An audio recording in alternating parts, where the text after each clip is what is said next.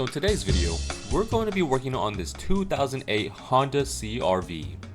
Specifically, we'll be removing the starter and replacing it with a brand new one. And for this job, I wanted to show you guys the process of how to do it yourself when attempting to tackle it from underneath instead of having to remove the intake manifold from up above. Apparently this method is a lot easier and quicker than having to take off a bunch of stuff inside of the engine bay. Alright guys, well, I've never done this before, so I'm just going to take you guys along with me with the journey. This will probably be like a 30-minute, 1-hour job, but I'm going to cut it down to like 10-15 minutes for you guys. But essentially, brand new battery, still doesn't want to start, so I'm trying to turn the key and it's not really clicking, so I'm going to try to rip into this. I've seen people do it from the top, but in other videos, they're saying that an easier way to do it is from the bottom. I'm just going to cut these zip ties and get underneath there. Alright, so first things first, you want to make sure the battery is disconnected before we start, just for safety measures. And I just got my little nephew here to help me out as well. I figured it'd be good for him to learn the ropes of general car maintenance. And so if you ever needed to replace your battery with a new one, to remove it, all you gotta do is just unbolt the strap that holds it down with a 10mm socket, and then take off the battery cables using a 12mm socket. For this job, you don't have to completely remove the battery anyways. Just disconnect the wires off the battery terminals to make sure there's no power running through the system. Perfect. Get that off out the way, and then set it on the ground. Alright, perfect. Now one thing I wanted to try for this process is I'm going to take off the passenger wheel to see if I can reach that hidden bolt that holds the starter in. I read a YouTube comment somewhere saying they were able to reach the bolts with a very long extension, so I'm going to test it out for myself. You guys don't need to do this though. However, we are going to raise the car on jack stands so that we can have more room to work with once we're underneath the car. So make sure you have the back wheels chalked while you're raising the car with the floor jack. And then place the jack stands on the proper spots where the thick pinch wheels are. And actually, my usual jack stands that I use for my cars weren't tall enough to use, but luckily we had some bigger ones that are more suitable for SUVs and trucks. So before raising your CRV, make sure you have these big boys on hand. And then we'll just be using the floor jack as extra protection as well. So now that the car is raised up, it's time to start removing things. And the first part we gotta take off is this plastic shield underneath the car that's held in by a bunch of plastic retainer clips. Or at least it should be. Ours is being held up with a bunch of zip ties, so we're just gonna cut all of them off. Yeah, this car was involved in a little fender bender, so some of the plastic is missing, but pretty much just pop out any of the retainer clips that you see here.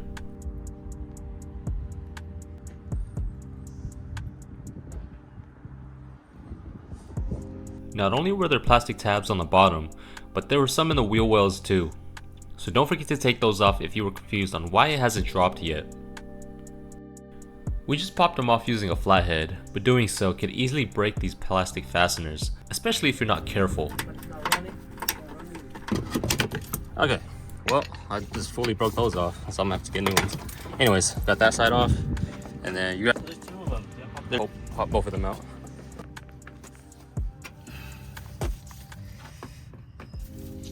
Yeah, so you're supposed to use one of these things. It's a tool specifically used to pry off those plastic fasteners without really damaging them. It allows you to just easily slip underneath there and pull it right off. Perfect. Alright. So we get that out the way. Alright, so now that we have that splash shield out the way, we can easily identify where that starter is. Looking at it from underneath, it's tucked away in that little pocket right there, being held in by just 2 bolts. But before we take off the starter, there's a couple of things we have to get out of the way first. Like this bracket right here that's blocking one of the starter bolts. And then there's going to be a sensor back there that we need to take out. And that'll just give us some extra room to work with. Alright, so in order to take off that bracket, you're going to need a 12mm socket. And on the bottom, it's going to be a bolt, and up top, it's a nut. For the nut, you'll need a long extension. Alright, so right here you'll see me reach in with the tool. I've got plenty of space down below to just reach in with my hand and crack that bolt loose. Alright, and there we go. We got our first 12mm bolt out. And then as you can see, that bracket is still pretty stuck on there. So yeah, we're going to go ahead and take that top nut off with this very long extension.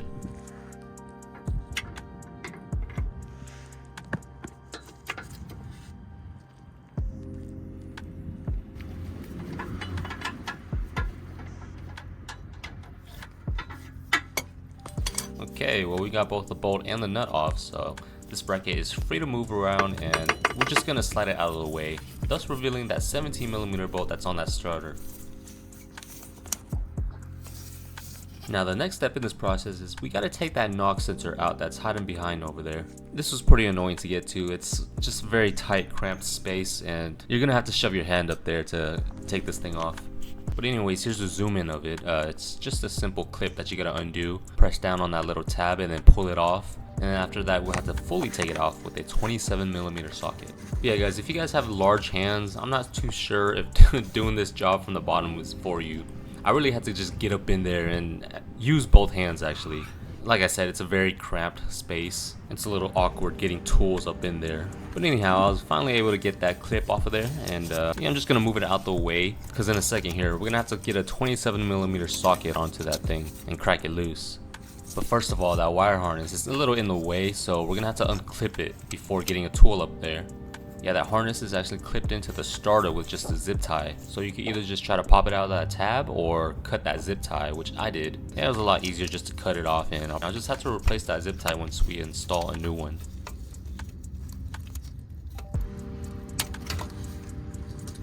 Yep, just cut that zip tie off, and then now we can move that harness all the way up above, and it's finally out of the way so that we can get a tool up in there. It's gonna need a size 27mm socket, and I actually didn't use a deep socket here.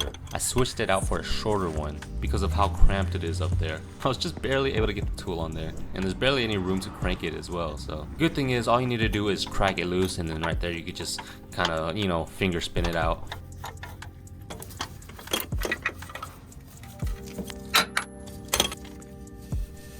And there we go, we got our knock sensor fully removed, and now we'll have way more space for us to get that hidden bolt that's behind the starter. Alright, and then real quick, I just wanted to go back to this over here on the passenger side. My attempt at getting to that blind bolt from the side.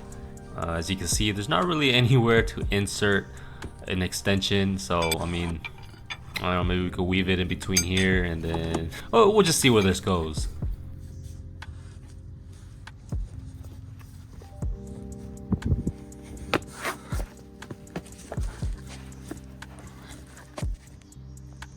Yeah, and this is where it ends up.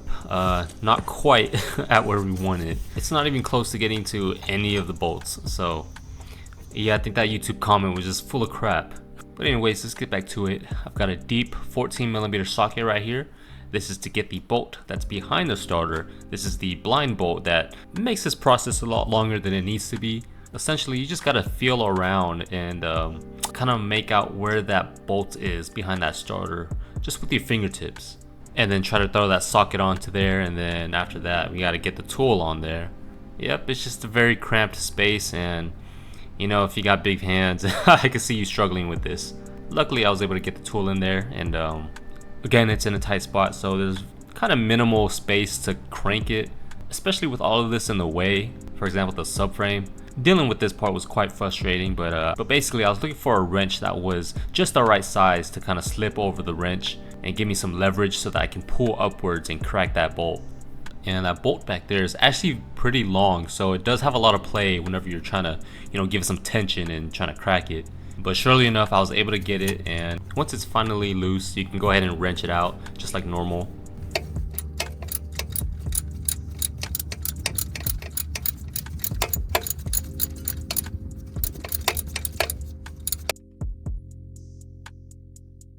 Check it out. Here's the 14mm bolt that we have no visibility on. You just gotta reach back there blindly with the tool and get this sucker out.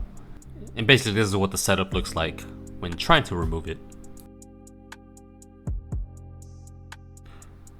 The key to this setup right here was this offset looking wrench that I had. Just kind of helped me reach in there and get a better grip.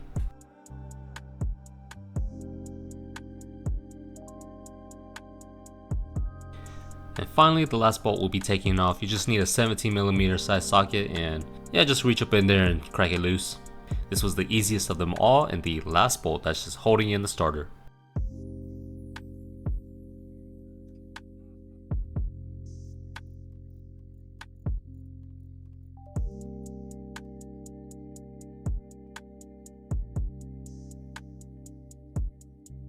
Once the starter's finally loose, just kind of wiggle it out, and then you kind of have to flip it around to position it to where you can see these extra wires that are still clipped into it. you've got a plug that you got to take out, as well as a wire that you got to disconnect using a 10mm socket. This is what connects it to the power. So yeah, last two things to take off before fully removing the starter.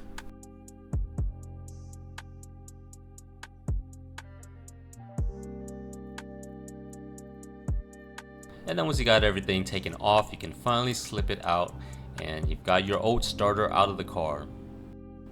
And just a quick inspection. I'm not too sure if the starter has been changed anytime recently, but just looking at it right here, you can tell that there's kind of like metal shavings and dust all around it. So yeah, I'm here at the good old O'Reilly's to swap it out with a brand new one, and we're gonna throw it into the car and see if it works. And so here's our brand new starter. It looks pretty much the same, so we're gonna throw it right back into the car, just reversing all of our steps. Yep, just get it past all those pipes and rubber lines. I'm going to slip it through at an angle so that I can reinstall that cable and wire back on the top of that starter.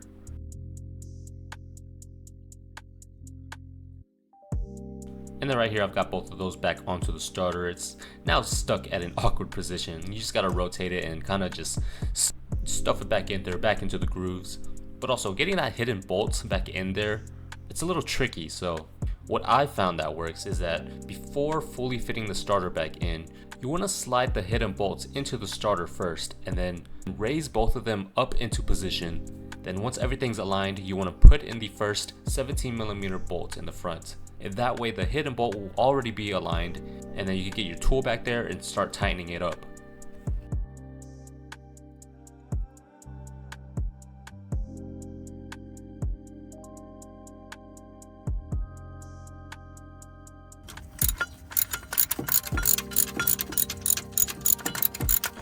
And then after that, you just, redo everything that you did in reverse.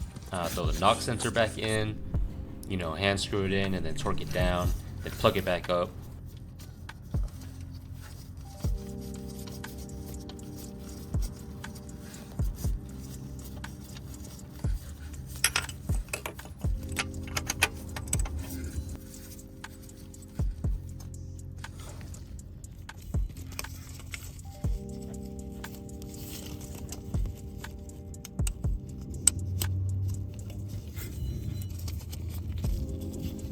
After that, reinstall that bracket we took off on the front, and then finally just put back that plastic shield we took off.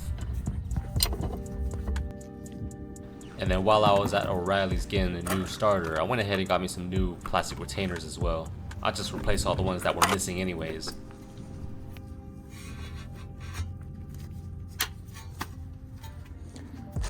Well guys, only thing left to do is just replace all of those clips, throw on some zip ties, and then I gotta drop the car,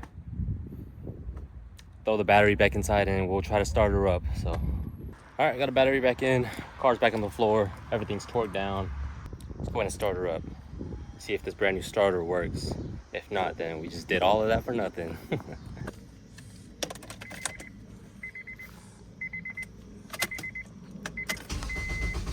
Oh yeah, baby.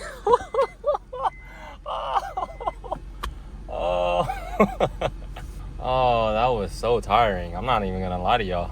I don't even know if doing it from the bottom is any easier than doing it from up top.